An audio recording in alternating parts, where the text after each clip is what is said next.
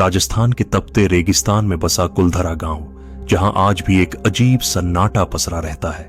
दिन में यह गांव सिर्फ एक वीरान खंडहर लगता है, लेकिन जैसे ही सूरज ढलता है हवा में एक अजीब सी ठंडक घुलने लगती है। रात होते ही ऐसा महसूस होता है जैसे कोई छुप कर देख रहा हो, जैसे कहीं से धीमी धीमी फुसफुसाहटें आ रही हों। परछाइयां दीवारों पर अजीब तरीके से लहराती हैं और हवा में किसी की मौजूदगी का एहसास होता है। कहते हैं 18वीं शताब्दी में यह गांव पालीवाल ब्राह्मणों का एक समृद्ध नगर था। पालीवाल अपनी बुद्धिमत्ता, व्यापार और जल प्रबंधन तकनीकों के लिए प्रसिद्ध थे, लेकिन उनकी शांति को एक आदमी की गंदी नीयत ने निगल लिया। सलीम सिंह जैसलमेर का क्रूर दीवान। सलीम सिंह एक अत्याचारी शासक था जिसने पूरे जैसलमेर में आतंक फैला रखा था, पर उसका सबसे बड़ा पागलपन था कुलधरा के मुखिया की बेटी। वो लड़की जितनी सुंदर थी उतनी ही शालीन। सलीम सिंह उसे पाने के लिए कुछ भी कर सकता था। एक दिन उसने अपने सैनिकों को गांव भेजा और गांव वालों को संदेश दिया, 7 दिन के अंदर लड़की को मेरे हवाले कर दो, वरना अंजाम भुगतने के लिए तैयार रहो। गांव में खौफ की लहर दौड़ गई। क्या वे अपनी बेटी को उस हैवान के हवाले कर दें या फिर लड़ाई करें? लेकिन वो जानते थे कि सलीम सिंह के पास सेना थी और उसके क्रोध से बचना असंभव था। आखिरकार पाली वालों ने एक भयानक निर्णय लिया। उन्होंने अपने पूरे गांव को रातों रात छोड़ने का फैसला किया। यह अकल्पनीय था। एक संपन्न गांव जिसमें सैकड़ों परिवार रहते थे, सिर्फ एक रात में गायब हो गया।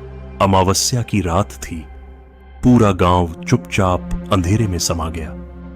किसी को पता नहीं चला कि वे कहां गए, कैसे गए।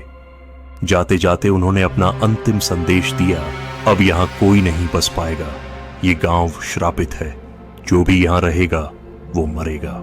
सुबह जब सलीम सिंह अपने सैनिकों के साथ गांव पहुंचा तो वहां सिर्फ खंडहर बचे थे। न कोई इंसान, न कोई जानवर, जैसे यहां कभी कोई था ही नहीं। दरवाजे खुले थे, बर्तन ज्यों के त्यों रखे थे, लेकिन गांव वीरान था। सलीम सिंह ने गुस्से में आकर गांव को अपने कब्जे में लेने की कोशिश की, लेकिन कहते हैं वो जैसे ही गांव में घुसा उसकी सांसें थमने लगीं।